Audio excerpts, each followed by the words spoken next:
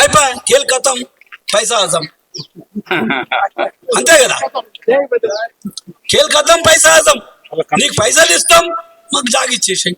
బయట కమ్మేది మాకు ఈ మార్కెట్ రేట్ మీద, మేము తీసుకోం, మేము అమ్మం, మేము గుడి నిర్మాణం చేస్తాం. మేము తీసుకునే సమస్య లేదు. ఆ గుడి కూడా ఆ యాదవులు ఎవరైతే పూర్వీకులు యాదవులు ఎవరైతే ఉన్నారో వాళ్ళకు లైఫ్ ట్రస్టీగా వాళ్ళకే హ్యాండ్ ఓవర్ చేస్తాం.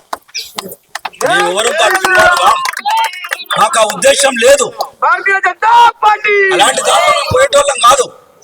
కాబట్టి దయచేసి అందరం కూడా ఇక్కడికి వచ్చినటువంటి ముఖ్యంగా కార్పొరేటర్లు వివిధ డివిజన్లో మల్కాజిగిరి కానీ సరూర్ నగర్ నుంచి ఇక్కడ నుంచి వచ్చినటువంటి కార్పొరేటర్లు వచ్చారు.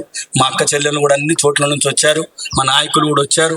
పోలీసు వాళ్ళు కూడా మనం ఎంత ఉధృతంగా మన యొక్క ఉత్సాహాన్ని, మన యొక్క కోపాన్ని ఆ డోర్ల మీద చూపించినాం, రేకుల మీద చూపించినాం. రేకుల మీద కాదు, ప్రభుత్వం మీద చూపిద్దాం.